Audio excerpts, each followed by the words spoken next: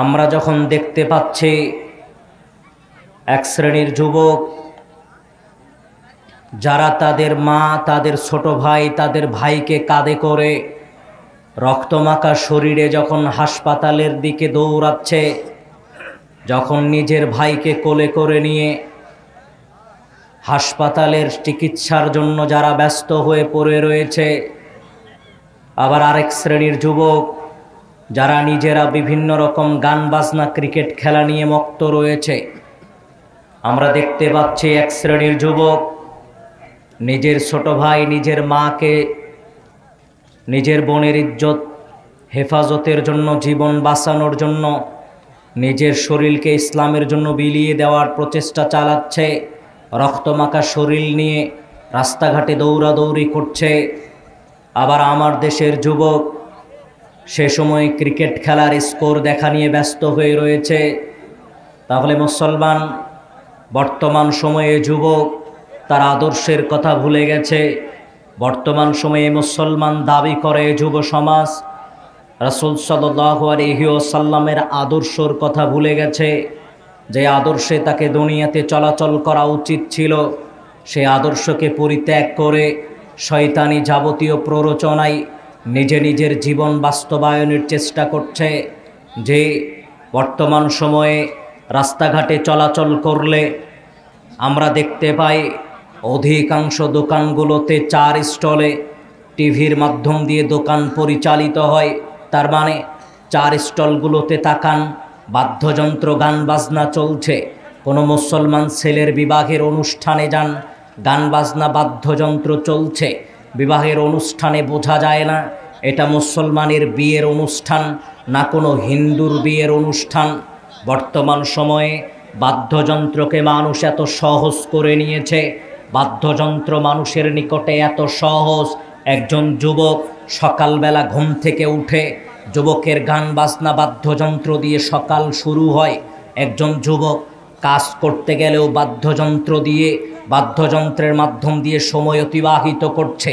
অবসর সময়টুকুতেও বাদ্যযন্ত্র দিয়ে নিজের সময় ব্যয় করছে। একজন যুবক রাত্রিবেলা ঘুমাতে যাচ্ছে, তবুও বাদ্যযন্ত্রের সাথে সময় অতিক্রম করে ঘুমানোর চেষ্টা করছে। যে হে মুসলমান, বাদ্যযন্ত্রকে বর্তমান সময়ের এই যুব সমাজ এত সহজ মনে করে নিয়েছে, এত হালাল মনে করে নিয়েছে, যা কল্পনার বাহিরে। অথচ আল্লাহ সুবহানাহু ওয়া তাআলা বলছেন, অমিনান নাসি মাইয়াশতারি লাহুল হাদিস লিউদিল্লা আন সাবিলিল্লাহ। ও দুনিয়ার মানুষ শোনো, বাদ্যযন্ত্র, গান বাজনা মানুষকে আল্লাহ রাস্তা থেকে বহু দূরে নিয়ে যায়। যে যতক্ষণ গান বাজনা বাদ্যযন্ত্রে মত্ত থাকে, সে ততক্ষণ আল্লাহ রাস্তা থেকে দূরে থাকে। এ কথাই আল্লাহ সুবহানাহু ওয়া তাআলা বলছেন। তার মানে যুবক, আজকে যে যতক্ষণ গান বাজনা বাদ্যযন্ত্রের সাথে সম্পৃক্ত থাকবে, সে ততক্ষণ আল্লাহ রাস্তা থেকে বহু দূরে থাকবে। আজকে একজন যুবক যদি গান বাজনা বাদ্যযন্ত্রের মাধ্যম দিয়ে কানে হেডফোন লাগিয়ে নিজের সময় অতিবাহিত করে, তাহলে ওই যুবককে মনে রাখতে হবে সেই যুবক আল্লাহ রাস্তা থেকে বহু দূরে আছে। এ কথাই স্বয়ং আল্লাহ সুবহানাহু ওয়া তাআলা ঘোষণা করছেন, অমিনান নাসি মাইয়াশতারি লাহুল হাদিস লিউদিল্লা আন সাবিলিল্লাহ। ও দুনিয়ার মানুষ শোনো, দুনিয়াতে যারা বাদ্যযন্ত্রের সাথে সম্পৃক্ত থাকে, দুনিয়াতে যারা বাদ্যযন্ত্রের মাধ্যম দিয়ে নিজের সময় অতিবাহিত করে, লিউদিল্লা আন সাবিলিল্লাহ, বাদ্যযন্ত্র ওই মানুষটাকে আল্লাহ রাস্তা থেকে বহু দূরে নিয়ে যায়। আল্লাহ রাস্তা থেকে বহু দূরে নিয়ে যাওয়ার অন্যতম একটি মাধ্যম হচ্ছে গান বাজনা, বাদ্যযন্ত্র। আজকের মুসলমান এই সমাজে বাদ্যযন্ত্রের সাথে জড়িত থেকে গোটা সমাজ তার জীবন পরিচালনা নিয়ে ব্যস্ত হয়ে রয়েছে। মুসলমান, আপনাকে হিসাব করা দরকার। আন্নাফে সামিয়া ইবনে ওমর মিজমারন, একদা একদিন নাফে রাদিয়াল্লাহু আনহু, একদা একদিন তিনি ইবনে ওমর রাদিয়াল্লাহু আনহুর সাথে রাস্তা দিয়ে হেঁটে যাচ্ছিলেন। যখন তিনি রাস্তা দিয়ে হেঁটে যাচ্ছেন, হঠাৎ কোথা থেকে গান বাজনার আওয়াজ তার কানে চলে এসেছে। যখন ইবনে ওমর রাদিয়াল্লাহু আনহু গান বাজনা বাদ্যযন্ত্রের আওয়াজ শুনতে পেলেন, ফাওয়াদা ইসবাহি আলা উযুনাইহি, এই 2 আঙ্গুল তার কানের ভিতরে ঢুকিয়ে দিলেন। নানির তরিক, রাস্তা অতিক্রম করলেন। এবার নাফে রাদিয়াল্লাহু আনহুকে লক্ষ্য করে তিনি জিজ্ঞেস করছেন, ইয়া নাফে হাল তাসমাউ শাইয়ান, ও নাফে আমি তো কিছুক্ষণ পূর্বে বাদ্যযন্ত্রের আওয়াজ শুনতে পেলাম, আমি তো কিছুক্ষণ পূর্বে গান বাজনার আওয়াজ শুনতে পেলাম। ওরে নাফে, এখন কি আর কোনো বাদ্যযন্ত্রের আওয়াজ শোনা যাচ্ছে? এখন কি আর কোনো গান বাজনার আওয়াজ শোনা যাচ্ছে? এবার নাফে রাদিয়াল্লাহু আনহু বলছেন, কুলতু লা, জি না, আর তো বাদ্যযন্ত্রের আওয়াজ শোনা যাচ্ছে না, আর তো গান বাজনার আওয়াজ শোনা যাচ্ছে না। এবার ইবনে ওমর রাদিয়াল্লাহু আনহু ফারাফা ইসবাইহি আলা উদুনিহি, এই দুই আঙ্গুল থেকে তার কান থেকে আঙ্গুলগুলো হটালেন। মুসলমান, আপনাকে যেই কথা বলতে যাচ্ছিলাম, এবার নাফে ইবনে ওমর রাদিয়াল্লাহু আনহু বলছেন, শোনো, কুনতু মান নবী সাল্লাল্লাহু আলাইহি ওয়াসাল্লাম, একদা একদিন আমি আল্লাহর নবী রাসূল সাল্লাল্লাহু আলাইহি ওয়াসাল্লামের সাথে রাস্তা দিয়ে হেঁটে যাচ্ছিলাম। আমি যখন রাস্তা দিয়ে হেঁটে যাচ্ছিলাম, অনুরূপ আল্লাহর নবীর সাথে আমি ছিলাম, যেমন তুমি আমার সাথে রয়েছ, আমি আল্লাহর নবীর সাথে ছিলাম। আল্লাহর নবীর সাথে যখন হেঁটে যাচ্ছিলাম, ফাওদা মিসলাহাদা ফাসনা অনুকরণ করা অতীব জরুরি। এমন ব্যক্তি, এমন মহান ব্যক্তি বাদ্যযন্ত্রের আওয়াজ শোনার পরে কানে আঙ্গুল দিয়েছে, দূরে গিয়ে কান থেকে আঙ্গুল হটিয়েছে। আর আজকের এই যুবক বাদ্যযন্ত্রটাকেই নিজের কানে ঢুকিয়ে নিয়েছে। তাহলে চিন্তা করা দরকার, যুবক, তোমার ভিতরে আর রাসূল সাল্লাল্লাহু আলাইহি ওয়াসাল্লামের ভিতরে পার্থক্যটা কোথায়? একজন প্রকৃত ঈমানদার, একজন প্রকৃত মুসলমান বাদ্যযন্ত্রের আওয়াজ শোনার পরে কানে আঙ্গুল ঢুকাবে, বাদ্যযন্ত্র যখন অনেক দূরে চলে যাবে তখন কান থেকে আঙ্গুল হটাবে। কিন্তু আজকের যুবক দিনের অধিকাংশ সময় গান বাজনা বাদ্যযন্ত্রের সাথে জড়িত থেকে নিজের দিন অতিক্রম করার চেষ্টা করে। আজকের যুবক যতজন শিল্পীর নাম বলতে পারবে, আজকের এই যুবক যতজন গায়কের নাম বলতে পারবে, আজকের এই যুব সমাজ ততজন ইসলামিক স্কলারের নাম বলতে পারবে না। তাহলে হিসাব বড় জটিল ও কঠিন। ও মুসলমান, আনাবি মালিক আল-আশআরি রাদিয়াল্লাহু আনহু قال, আবু মালিক আশআরি রাদিয়াল্লাহু আনহু বলছেন, قال রাসূলুল্লাহ সাল্লাল্লাহু আলাইহি ওয়াসাল্লাম, রাসূল সাল্লাল্লাহু আলাইহি ওয়াসাল্লাম বলছেন, পৃথিবীর মানুষ শোনো, লা ইয়াকুনান্না মিন উম্মতি আকওয়াম ইস্তাহিল্লুনাল হিরা ওয়াল হারির ওয়াল খামরু ওয়াল মাআজিফা। ও দুনিয়ার মানুষ শোনো, আল্লাহর নবী বললেন, এমন এক সময় আমার এই উম্মত, আমার এই জাতি, এমন এক সময় যে সময়ে এই উম্মত, এই জাতি কি করবে? ইস্তাহিল্লুনাল হিরা ওয়াল হারির, এই উম্মত জেনা ব্যভিচারকে সহজ মনে করবে, এই উম্মত রেশমি পোশাককে হালাল মনে করবে, সহজ মনে করবে। যে আজকের মুসলমান তাই জেনা ব্যভিচার মানুষের নিকটে স্বাভাবিক। জেনা ব্যভিচার একজন যুবকের নিকটে তেমন কোনো পাপই নয়, জেনা ব্যভিচার একজন যুবকের নিকটে তেমন কোনো বিষয় নয়। জি হ্যাঁ যুবক, আপনাকে লক্ষ্য করে বলছিলাম, মুরব্বী, আপনার মেয়ে রাস্তাঘাটে বেগানা বেপর্দা হিসেবে চলছে। একটা ছেলে এসে যখন আপনাকে বলল, অথবা আপনার বন্ধু এসে বলল, ভাইজান তোমার মেয়েকে তো রাস্তাঘাটে পর পুরুষের সাথে হাতে হাত রেখে চলতে দেখলাম। ওরে যুবক, যখন তোমার কথা তোমার বাবাকে বলা যাচ্ছে, তখন তোমার বাবা উত্তর দিচ্ছে, আজকালকের ডিজিটাল যুগে ছেলে মেয়ে এরকম সেরকম একটু করবেই, একটু হাতে হাত রেখে, কাঁধে হাত রেখে পার্কে একটু বসে থাকবে, রাস্তাঘাটে একটু বসে থাকবে। এটা বর্তমান যুগের ডিজিটাল ফ্যাশন। এই কথাটা উত্তর চলে আসছে। মুরব্বী, আপনাকেই বলছিলাম যে আপনি ওই মানুষ যাকে আল্লাহ সুবহানাহু ওয়া তাআলা দায়ুস হিসেবে গণ্য করেছেন, নবী মুহাম্মদ সাল্লাল্লাহু আলাইহি ওয়াসাল্লাম দায়ুস হিসেবে গণ্য করেছেন। আপনার জন্যই আল্লাহ জাহান্নামটা রেখে দিয়েছেন। বলছিলাম, রাসূল সাল্লাল্লাহু আলাইহি ওয়াসাল্লাম বললেন, ইস্তাহিল্লুনাল হিরা ওয়াল হারির ওয়াল খামরু ওয়াল মাআজিফা। ও আদম সন্তান শোনো, এই উম্মাত জেনা ব্যভিচারকে হালাল মনে করবে, জেনা ব্যভিচারকে স্বাভাবিক মনে করবে, রেশমি পোশাক পরাকে স্বাভাবিক মনে করবে। আবার আল্লাহর নবী বললেন, আল খামরু ওয়াল মাআজিফা, নেশাদার দ্রব্যকে হালাল মনে করবে, স্বাভাবিক মনে করবে। ওয়াল মাআজিফা, বাদ্যযন্ত্রকে হালাল মনে করবে, স্বাভাবিক মনে করবে। বাদ্যযন্ত্রকে মুসলমান আজকে স্বাভাবিক মনে করছে। একজন যুবক রাত দিন গান বাজনা শুনছে, সে কখনো খেয়াল করছে না এটা যে বড় পাপ, এটা যে একটা পাপ, এটা যে আল্লাহদ্রোহী একটা কাজ। একটা যুবকের নিকটে সেটা কোনো বিষয়ই নয়। অথচ যুবক এই কাজটা আল্লাহদ্রোহী কাজের শামিল। এই কথাটাই বলতে চাচ্ছিলাম। মুসলমান, যেই কথাটা বলতে চাচ্ছিলাম, আল্লাহর নবী বললেন জেনা ব্যভিচারকে এই যুবক স্বাভাবিক মনে করবে, এই কম স্বাভাবিক মনে করবে। ওরে যুবক ভাই, তোমাকে লক্ষ্য করে বলছিলাম, আজকে তুমি রাতের পরে রাত, দিনের পরে দিন মেসেঞ্জে যার সাথে চ্যাট করছো, ওপারের একজন অপরিচিত মহিলা, ওপারের একজন যুবকের সাথে রাতের পরে রাত কথা বলে নিজের সময় কাটাচ্ছ, মেসেজিং করে চ্যাট করে নিজের সময় কাটাচ্ছ। তোমাকে চিন্তা করা দরকার। একজন যুবক যুবতীর হাতে হাত রাখা যায় না, একজন যুবক যুবতীর চোখে চোখ রাখা যায় না, একজন যুবক যুবতীর সাথে কথা বলা যায় না, একজন যুবক যুবতীর সাথে পুরা সাক্ষাৎটাই জেনার শামিল। তাহলে তোমাকে চিন্তা করা দরকার, আজকে তুমি যেই মেয়ের সাথে রাস্তাঘাটে চলাচল করছো, যে মেয়ের সাথে নিজের অধিকাংশ সময়, দিনের অধিকাংশ সময় অতিবাহিত করছো, তোমাকে চিন্তা করা দরকার। সব তো আল্লাহ সুবহানাহু ওয়া তাআলা জেনার মধ্যে গণ্য করলেন, তাহলে তুমি কোন জেনার সাথে নিজেকে সম্পৃক্ত রেখেছো, তাহলে চিন্তা করা দরকার।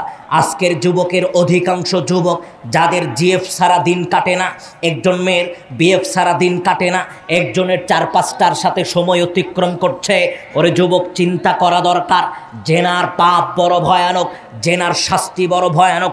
আল্লাহ সুবহানাহু ওয়া তাআলা বলছেন, শুধু তোমাকে একটা কথা বলবো ভাই, আল্লাহ বলছেন আযানিয়াতু ওয়াযানি ফাজলিদু কুল্লা ওয়াহিদিম মিনহুমা।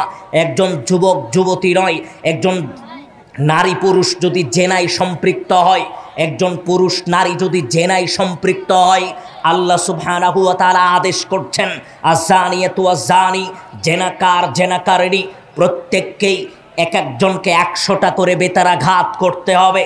কোনো যুবক যুবতী যদি জেনায় লিপ্ত হয়, কোনো পুরুষ নারী যদি জেনায় লিপ্ত হয়, আল্লাহ সুবহানাহু ওয়া তাআলা আদেশ করছেন আযানিয়াতু ওয়াযানি ফাজলিদু কুল্লা ওয়াহিদিম মিনহুমা। ও পৃথিবীর মানুষ শোনো, কোনো যুবক কোনো মানুষ পুরুষ নারী যদি জেনায় লিপ্ত হয়, তাদের প্রত্যেককেই 100টা করে বেতারাঘাত করতে হবে। ওরে যুবক, তোমাকে লক্ষ্য করে বলি, তুমি অসংখ্য অগণিত দিন নির্জনে একাকিত্ব অবস্থায় অবৈধ সম্পর্কে লিপ্ত হয়েছ, জেনা ব্যভিচারে লিপ্ত হয়েছ, তোমার জন্য 100টা বেতারাঘাত একেবারেই বৈধ হয়ে গেছে।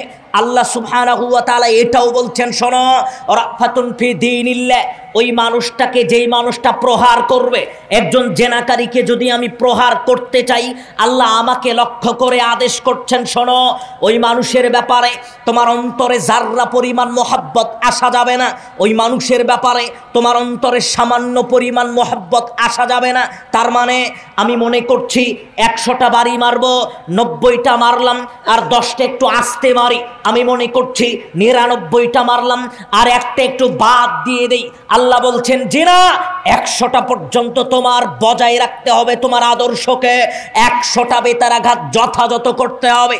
ওরে যুবক, তোমাকে লক্ষ্য করে বলছি, যারা আজকের এই দুনিয়াতে জেনা ব্যভিচারের সাথে সম্পৃক্ত থেকে নিজের দিন অতিক্রম করছে, নিজের সময় অতিক্রম করছে, তাদেরকে লক্ষ্য করেই বলি। আর আয়েশা রাদিয়াল্লাহু আনহা قالت, আয়েশা রাদিয়াল্লাহু আনহা বলছেন, قال رسول الله صلى الله عليه وسلم, রাসূল সাল্লাল্লাহু আলাইহি ওয়াসাল্লাম বলছেন, পৃথিবীর মানুষ শোনো, আল্লাহর নবী বললেন, যেই সমস্ত মানুষ সাক্ষ্য প্রদান করবে, যারা শাহাদা প্রদান করবে, এই সমস্ত মানুষকে হত্যা করা যাবে না। কিন্তু 3 শ্রেণীর মানুষ, ইল্লা বিহাদা সালাসিন, 3 শ্রেণীর মানুষকে হত্যা করা জায়েজ, হত্যা করা বৈধ। তার মধ্যে 1 শ্রেণীর মানুষ অরজুলুন জানা বাদা ইহসানিন, যারা বিবাহের পরে জেনা করবে, যারা বিবাহের পরে জেনা করবে, যারা বিবাহের পরে জেনা করবে, তাদের দুনিয়াতে বেঁচে থাকার কোনো অধিকার নাই। আয়েশা রাদিয়াল্লাহু আনহা বললেন, এই দুনিয়াতে ওই সমস্ত মানুষের রক্ত প্রবাহিত করা হারাম। তারা কারা? যারা শাহাদা প্রদান করবে, এই সমস্ত মানুষের রক্ত হারাম। আবার আয়েশা রাদিয়াল্লাহু আনহা বললেন, ইল্লা বিহাদা সালাসিন, 3 শ্রেণীর মানুষকে হত্যা করা যায়, 3 শ্রেণীর মানুষের রক্ত বৈধ। তার মধ্যে 1 শ্রেণীর মানুষ অরজুলুন জানা বাদা ইহসানিন, বিবাহের পরে যারা জেনা করবে, বিবাহের পরে যারা জেনা করবে, তাদের দুনিয়াতে বেঁচে থাকার কোনো অধিকার নাই। এ কথায় আল্লাহর নবী রাসূল সাল্লাল্লাহু আলাইহি ওয়াসাল্লাম বলছেন, যুবক, যেই কথা বলতে চাচ্ছিলাম ভাই, ইহকালীন জীবনে জেনা ব্যভিচারের সাথে যারা সম্পৃক্ত তাদেরকে মনে রাখতে হবে। ওই যে লম্বা একটা ঘটনা আল্লাহর নবী বর্ণনা করলেন, আল্লাহর নবী বললেন লম্বা একটা ঘটনা, দুইজন ফেরেশতা আসলো, ফাখদা বিযাবঈ, আমার এই দুই বাহু ধরলো, আমাকে নিয়ে চলে গেল। যেতে যেতে যেতে যেতে আমি দেখলাম আমাকে এমন একটা কওমের নিকটে নিয়ে যাওয়া হলো, এমন একটা কিছু মানুষের নিকটে নিয়ে যাওয়া হলো। আমি দেখলাম আসাদ্দু শাইইন ইনতিফাকুন আনতাহাহু রিহান, আমি দেখলাম তাদের এই শরীরগুলো ফুলে ফেপে আছে, শরীর থেকে পচা দুর্গন্ধ বের হচ্ছে। আমি ফেরেশতাকে জিজ্ঞেস করলাম, ও ফেরেশতা, মান হাউলাই, এই যে যেই সমস্ত মানুষের শরীর থেকে ফুলে ফেপে গন্ধ বের হচ্ছে, পচা দুর্গন্ধ বের হচ্ছে, এই সমস্ত মানুষ কারা? আল্লাহর নবীকে লক্ষ্য করে ফেরেশতা বলছেন, হাউলায়ে জারুনা ওয়া জাওয়ারি, এরা হচ্ছে আপনার উম্মতের ওই সমস্ত জেনাকারী যারা জেনা ব্যভিচারে লিপ্ত ছিল। যুবক, তোমাকে বলতে চাচ্ছিলাম ভাই, ইহকালীন জীবনে যারা এই দুনিয়াতে যারা অবৈধ সম্পর্কে নিজেকে লিপ্ত রাখবে, জেনা ব্যভিচারে নিজেকে লিপ্ত রাখবে, এই সমস্ত মানুষের বিচারের ময়দানে তাদের শরীরগুলো ফুলে ফেপে যাবে, শরীর থেকে পচা দুর্গন্ধ বের হবে। আপনাকে যেই কথা বলতে চাচ্ছিলাম, আল্লাহর নবী বললেন চারটা কাজকে এই উম্মাত সহজ মনে করবে, হালাল মনে করবে, জেনা ব্যভিচার তলমধ্যে একটি। এবার আপনাকে যেই কথা বলতে চাচ্ছিলাম, আল্লাহর নবী বললেন এই উম্মাত বাদ্যযন্ত্রকে হালাল মনে করবে। অথচ আন ইবনে আব্বাস রাদিয়াল্লাহু আনহু قال, ইবনে আব্বাস রাদিয়াল্লাহু আনহু বলছেন, قال রাসূলুল্লাহ সাল্লাল্লাহু আলাইহি ওয়াসাল্লাম, রাসূল সাল্লাল্লাহু আলাইহি ওয়াসাল্লাম বলছেন, ইন্নাল্লাহা হাররামাল খামর ওয়াল মাইসির ওয়াল কুবা, ও আদম সন্তান শোনো, আল্লাহ সুবহানাহু ওয়া তাআলা হারাম করেছেন মুসলমানের উপরে নেশাদার দ্রব্যকে আল্লাহ হারাম করেছেন, ওয়াল মাইসির, জুয়া খেলাকে আল্লাহ সুবহানাহু ওয়া তাআলা হারাম করেছেন, ওয়াল কুবা, বাদ্যযন্ত্রকে আল্লাহ সুবহানাহু ওয়া তাআলা হারাম করেছেন। যে মুসলমান, আপনাকে লক্ষ্য করে বলছিলাম, রাসূল সাল্লাল্লাহু আলাইহি ওয়াসাল্লাম স্পষ্ট ভাষায় বলছেন নেশাদার দ্রব্য পান করা মুসলমানের জন্য হারাম, জুয়া খেলা মুসলমানের জন্য হারাম। আপনাকে নেশাদার দ্রব্য সম্পর্কে বক্তব্য শোনাতে আসিনি, শুধু আপনাকে বলতে চাচ্ছিলাম, যুবক তোমাকে বলতে চাচ্ছিলাম, আল্লাহর নবী বললেন অল মাইসির, জুয়া খেলা মুসলমানের জন্য হারাম। বর্তমান সময়ে অনলাইনের জুয়ায় আসক্ত এই যুব সমাজ অনলাইনের জুয়ায় আসক্ত হয়ে নিজের সময় অতিবাহিত করছে, নিজের অর্থগুলোকে বিনষ্ট করছে। ওরে যুবক, যেই কথা বলতে চাচ্ছিলাম, আজকে অনলাইনের জুয়ার মাধ্যম দিয়ে অসংখ্য অগণিত মানুষ নিজের সম্পদগুলোকে বিনষ্ট করছে, নষ্ট করছে, নিজের পাপও কি। আবু হুরায়রা রাদিয়াল্লাহু আনহু বলছেন, রাসূল সাল্লাল্লাহু আলাইহি ওয়াসাল্লাম বলছেন, ও দুনিয়ার মানুষ শোনো, কোনো মানুষ যদি কোনো মানুষকে জুয়ার জন্য আহ্বান করে তাহলে তার পরিবেশ কি হবে? আল্লাহর নবী বললেন, একজন মানুষ আরেকজন মানুষকে যদি জুয়া খেলার জন্য শুধু বলে, আসো ভাইজান জুয়া খেলি, এই কথা যদি কোনো মানুষকে বলে, আল্লাহর নবী 10 জন মিসকিনকে 1.25 কেজি করে চাল দিতে বললেন, নতুবা পাপের কাফফারা আদায় হবে না।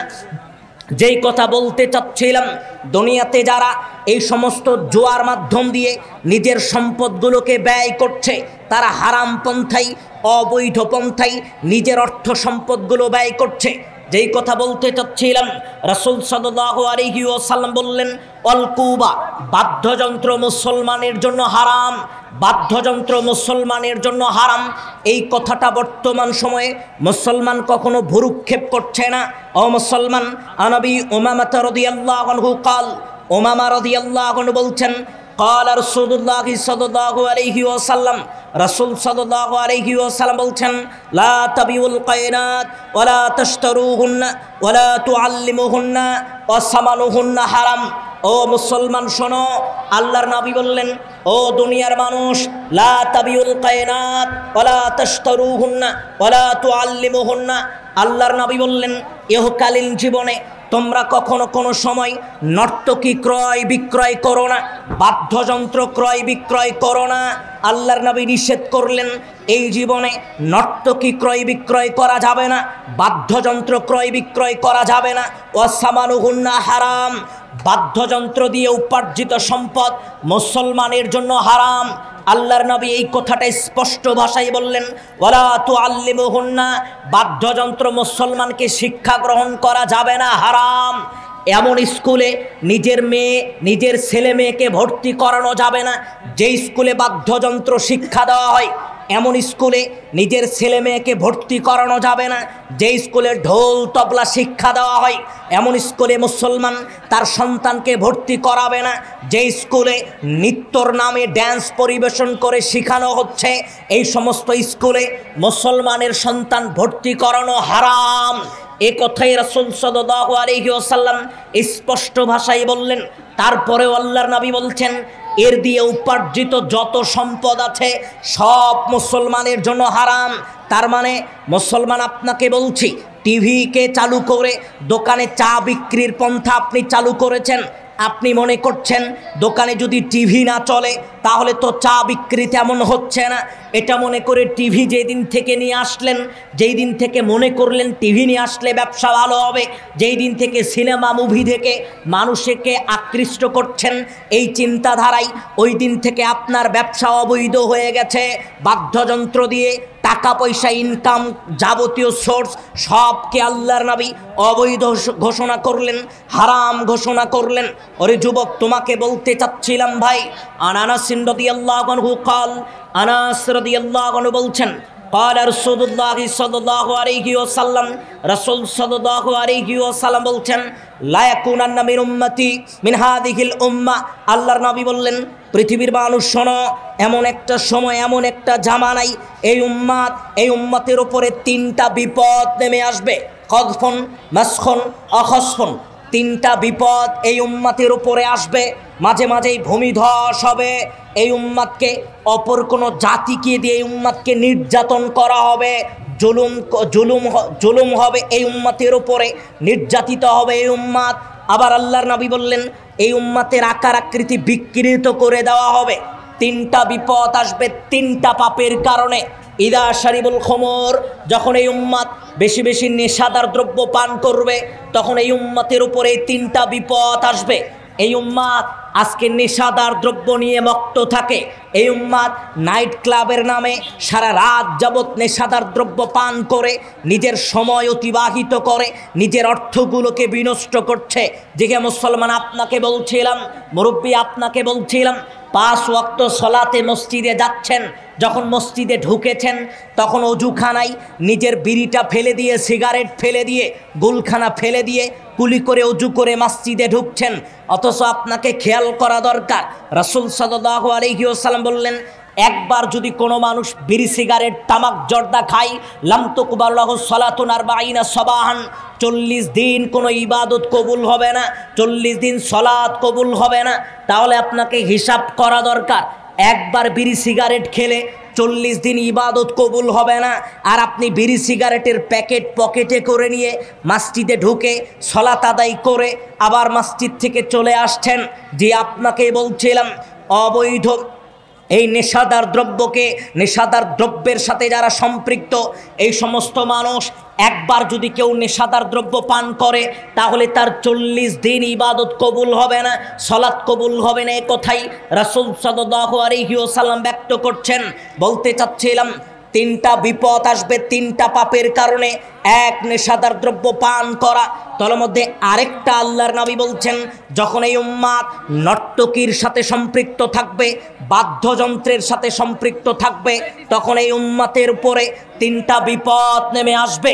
বলছিলাম, বাদ্যযন্ত্র নর্তকী নিয়ে যখন এই উম্মাত ব্যস্ত হবে তখন এই উম্মাতের উপরে তিনটা বিপদ নেমে আসবে।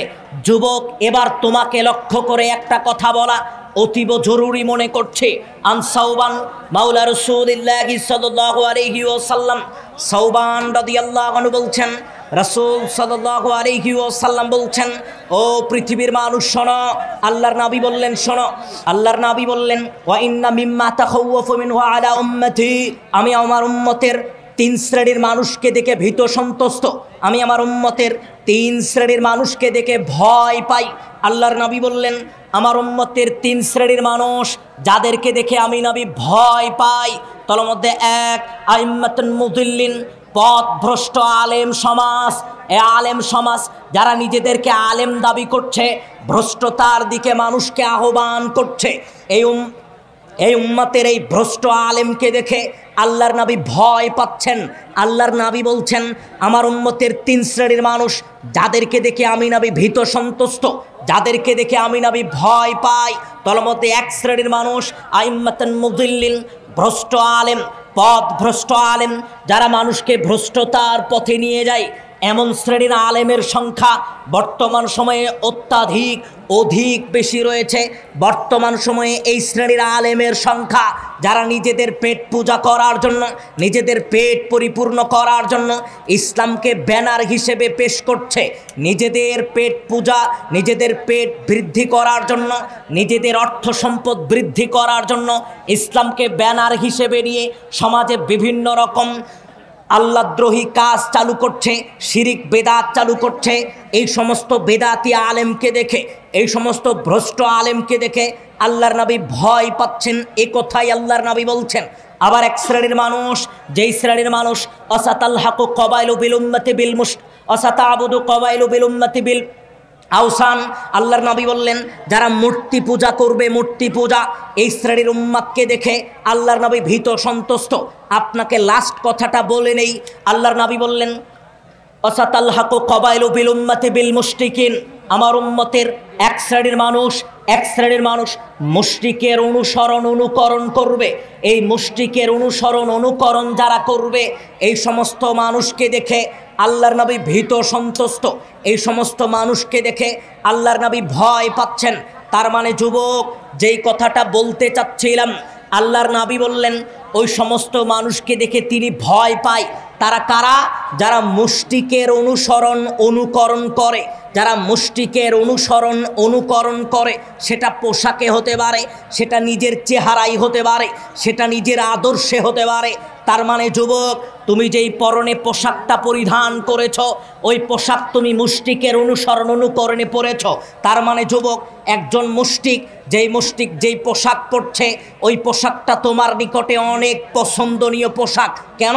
ওই মুশরিককে তুমি ভালোবাসো, ওই মুশরিককে ভালোবাসার কারণে মুশরিকের পোশাক তোমার কাছে ভালো লেগেছে, তুমি সেটা পরিধান করছো।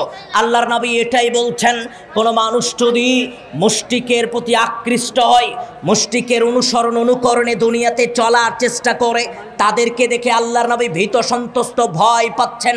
ওরে যুবক, তোমাকে বলছি, আজও যদি তোমাকে দাঁড় করতে বলা হয়, আজও যদি আপনাকে বলি আপনি একটু দাঁড়ান তো, আপনার প্যান্ট পাজামাগুলো একটু লক্ষ্য করি, অধিকাংশ যুবক, অধিকাংশ মুসলমান যাদের প্যান্ট পাজামা এখনও টাকনুর নিচে রয়েছে, অথচ মুসলমান চিন্তা করে না, যুবক চিন্তা করে না প্যান্ট পাজামা টাকনুর নিচে ঝুলিয়ে পড়া কত বড় অপরাধ, কত বড় শাস্তিযোগ্য অপরাধ। মুসলমান চিন্তা ভাবনা করে না। মুসলমান আপনাকে বলতে চাচ্ছিলাম, ও যুবক ভাই, তোমাকে বলতে চাচ্ছিলাম, নবী হুরায়রা রাদিয়াল্লাহু আনহু قال, আবু হুরায়রা রাদিয়াল্লাহু আনহু বলছেন, মাসফালা বিনাল কাবাইরি বিল ইজারে ফিন্নার। আল্লাহর নবী বলছেন, কোন মানুষ যদি নিজের প্যান্ট পাজামা যদি টাকনুর নিচে ঝুলিয়ে পড়ে, তাহলে তার স্থান হবে জাহান্নাম। ওরে যুবক, তোমাকে বলি, আজকে যদি তোমাকে বলি ভাই 10 কিলোমিটার হেঁটে তোমাকে ফুটবল দেখতে যেতে হবে, অথবা তোমাকে বলি 5 কিলোমিটার হেঁটে তোমাকে ফুটবল খেলা দেখতে যেতে হবে, 3 কিলোমিটার যাওয়ার পরে একটু নদী বেজে গেল, তখন ওই নদীতে প্যান্ট ভিজবে মনে করে তুমি প্যান্টটা টাকনুর উপরে উঠাও, আবার নদী পার হওয়ার পরে প্যান্টটা তুমি আবার টাকনুর নিচে ঝুলিয়ে দাও। তার মানে যুবক, নদীতে প্যান্ট ভিজবে মনে করে তুমি প্যান্টটা টাকনুর উপরে উঠাতে পারলে কিন্তু প্যান্ট টাকনুর নিচে পড়লে আল্লাহ জাহান্নামের আগুনে তোমাকে পুড়াবে, এই ভয়ে তুমি প্যান্টটা টাকনুর উপরে উঠাতে পারো নি। মুসলমান, অবস্থা বড় জটিল ও কঠিন। এই যুবক তোমাকে বলছিলাম ভাই, যে প্যান্ট পাজামা টাকনুর নিচে ঝুলিয়ে পড়ছে। আবু হুরায়রা রাদিয়াল্লাহু আনহু قال, আবু হুরায়রা রাদিয়াল্লাহু আনহু বলছেন, قال রাসূলুল্লাহ সাল্লাল্লাহু আলাইহি ওয়াসাল্লাম, রাসূল সাল্লাল্লাহু আলাইহি ওয়াসাল্লাম বলছেন, পৃথিবীর মানুষ হলো লা ইয়ানদুরু, আল্লাহ সুবহানাহু ওয়া তাআলা বিচারের ময়দানে, ইয়াউমাল কিয়ামা বিচারের ময়দানে ওই সমস্ত মানুষের দিকে তাকাবেন না, তাকাবেন না।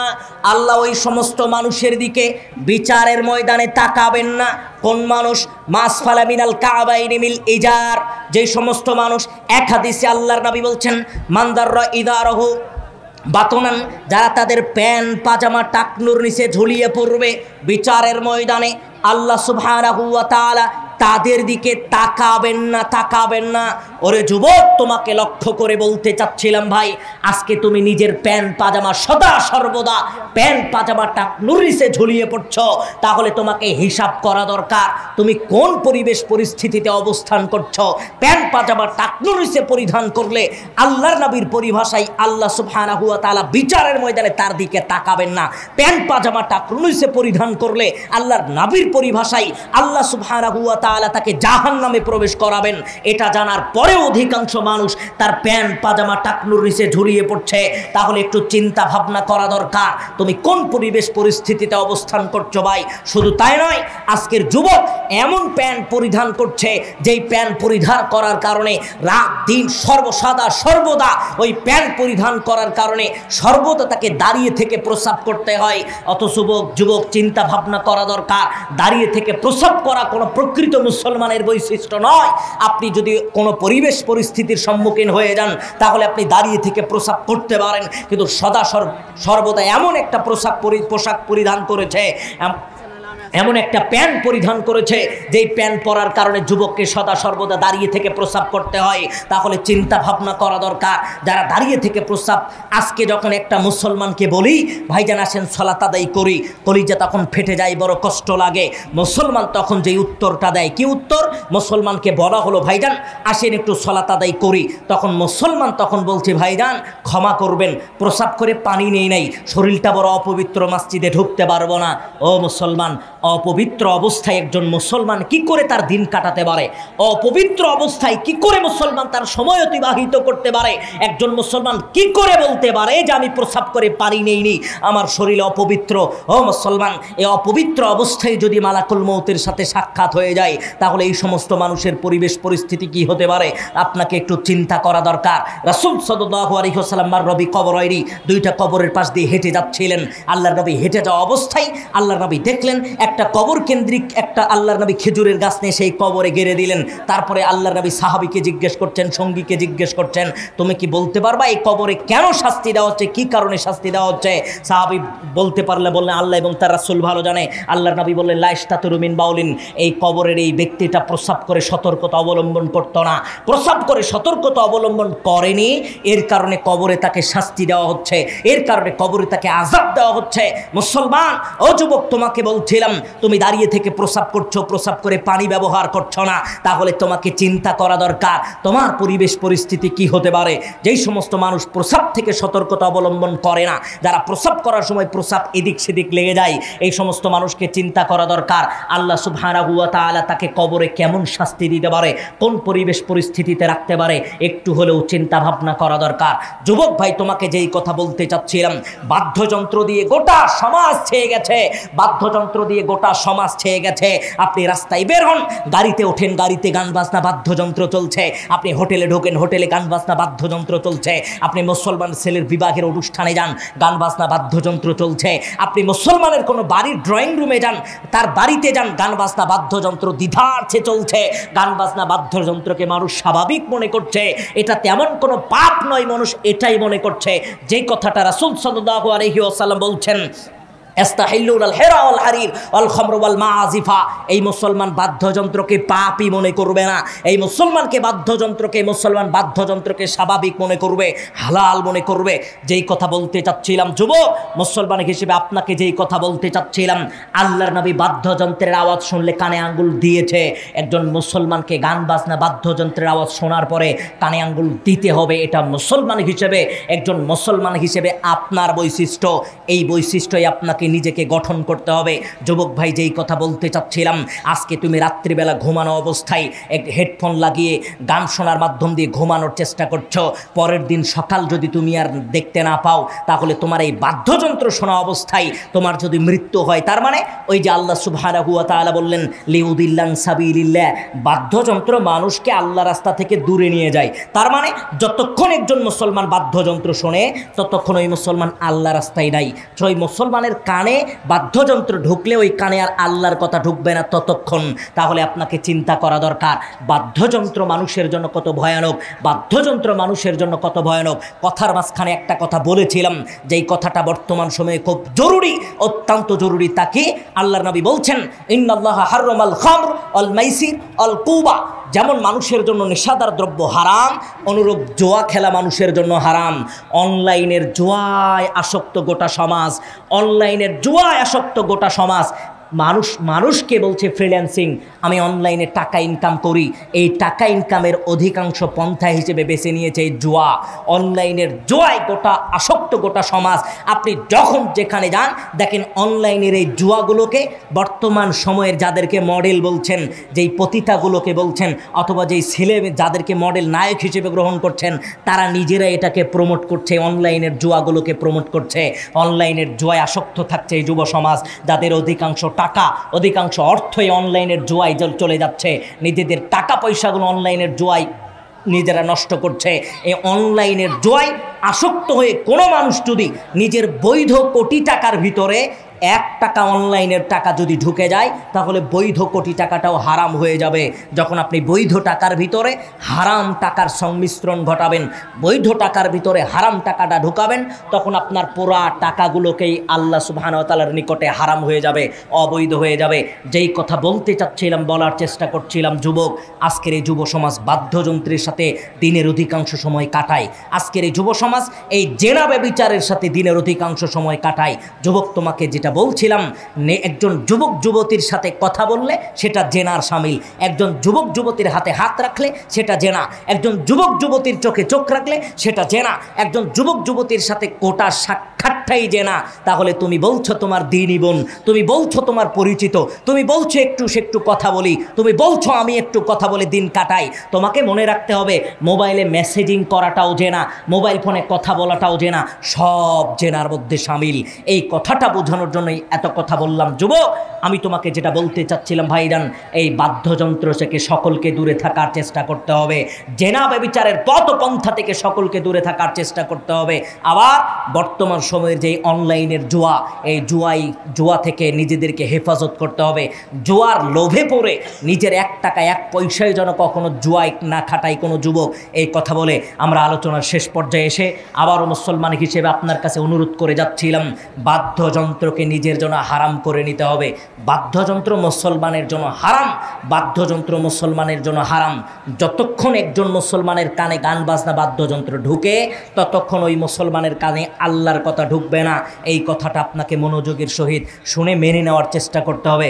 আল্লাহ আমাদেরকে যাবতীয় বাদ্যযন্ত্রের ফিতনা থেকে আমাদের হেফাজত করুন, আল্লাহুম্মা আমিন।